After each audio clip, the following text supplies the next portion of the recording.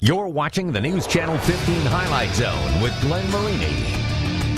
Sports coverage you can count on with the Highlight Zone starts now. You know, they got the big boys in the backfield.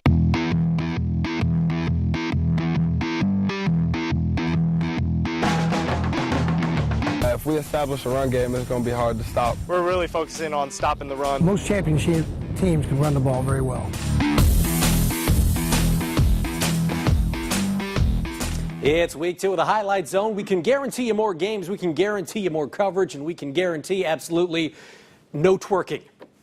Absolutely guarantee that. After getting our first taste last week, we're back for seconds. That means a heaping helping of Homestead. Snyder and Southside squaring off at Spooler Stadium, and the Saints look to have no regrets against the Cadettes. But first, how about a trip to Woodburn? Joe Whalen joins us now with your game of the week. Joe? Glenn, if we've learned anything through the first 2 weeks of the high school football season, it's that New Haven's Jordan Hogue likes to score touchdowns. Anyway, anytime, just as long as it's in large quantities. Woodland learned that the hard way in a little something we like to call our Highlight Zone Game of the Week. The Bulldogs hung 61 on Heritage last week, and they were picking up right where they left off tonight. Opening drive ends like so many of them do, with Jordan Hogue in the end zone. 23 yards from Van Sheer, 7-zip. Next drive, New Haven makes it 2 for 2. DeAndre Smith caps a scoring drive with a short run. 14-0 out of the gate in Bulldog country, feeling good. Just before the half, Hogue showing he not only scores touchdowns, he prevents others from doing so. Woodland, its best drive to that point, halted by a Hogue pick. 14-zip Bulldogs at the break. Move ahead to the third quarter, 28-0 now, but here come the Warriors. Corbin Smith going long, and look at Greg White coming back for the grab, sticks the landing, makes a cut. This one goes for 52 yards inside the New Haven 10. And what do you do when you're inside the 10? You give it to your 280-pound running back, Debo Woods. Woodland is on the board, but they are down big, and New Haven keeps right on coming. Ensuing possession to give to Arias Vasquez, the senior, finds a seam, and 39 yards later, it's 35-7 Bulldogs in a rout. But Jordan Hogue proving that what goes up almost always lands in his hands. Off the tip, behind the back, a little stiff arm, and he is gone. 70 yards to the barn. 2 more TDs for Mr. Fantastic as the Bulldogs move to 2-0. 49-21, your final. Our versatility, once again, you know, we had our backs. Arias and DeAndre break through like they should do, and then our pass game opened up, and it allowed us to throw the ball. Just practice how you play. We knew they were going to come out hard and not give up, so we just practiced hard all week, and then we came out, take Jalen Lowe, run hard, play good defense. That's pretty much it. I don't know if there's much of a difference after halftime. I felt like we wore them down a little bit. They're big and strong and physical up front, and I felt like they wore it down a little bit, and we were able to start getting our running game going, able to get some timely passes and some big plays, and, you know, defense bailed us out of early situations, and felt like we closed it out pretty nicely the offense.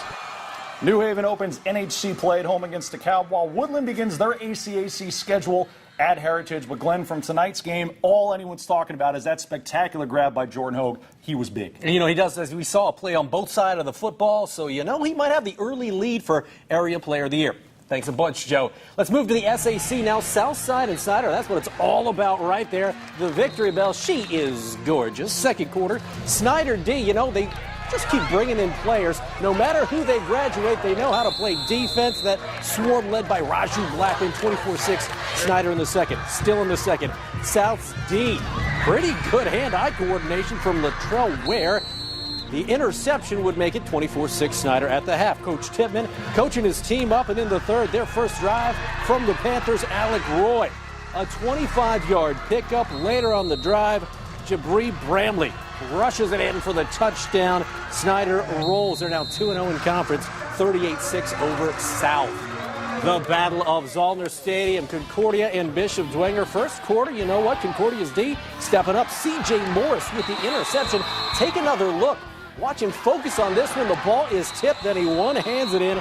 Great interception for those cadets. But you know what? The Saints come right back. Next drive, Mike Fiacable to Ryan Watercutter, one of the best combos in the SAC. That's a 7-zip Dwenger lead. Now Concordia would tie it at 7 in the second quarter with a John Poor touchdown. But on the ensuing kickoff after that poor touch, it's Ryan Snyder and he is not going to be caught. He goes all the way back for the touchdown on the kick return as Dwenger beats the Cadets 34-10. Out at Lures Field, both Lures and Northrop looking for that first win of the season. This is a good one. We start with 58 seconds left in regulation. It's 0-0. Quinn Cook to C.J. McCarter. He takes the handoff in for the end zone. It's 7-zip Lures, and they're thinking, you know what, we probably got this thing won, right?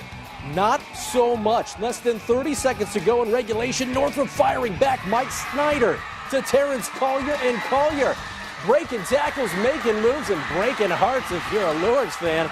The Northrop stud goes into the end zone. It's tied at 7.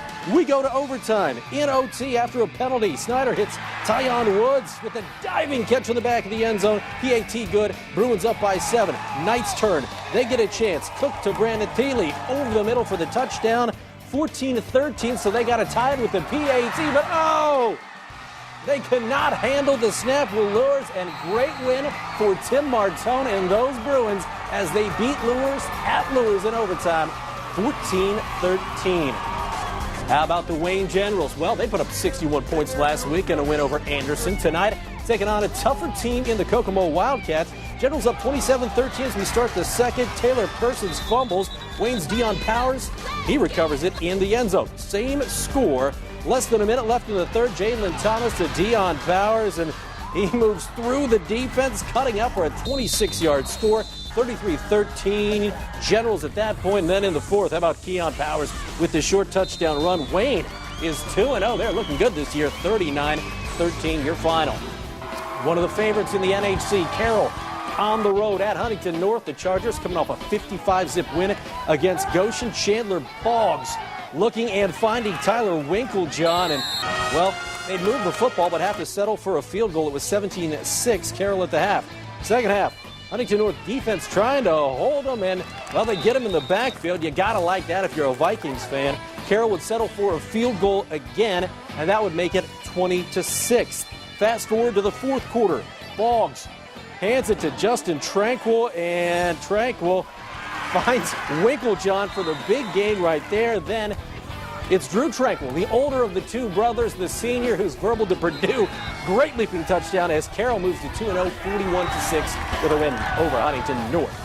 Out in Boyd, Homestead looking to go to 2-0. Sparty's taking on Valparaiso. Homestead's first play of the second half, a bad snap, and it would be recovered by Valpo, but that Spartan defense would hold. It was key because it was 10-7 Valpo at that point. Homestead looking big time now. Logan Ormsby to Ben Skowronek. Great first down.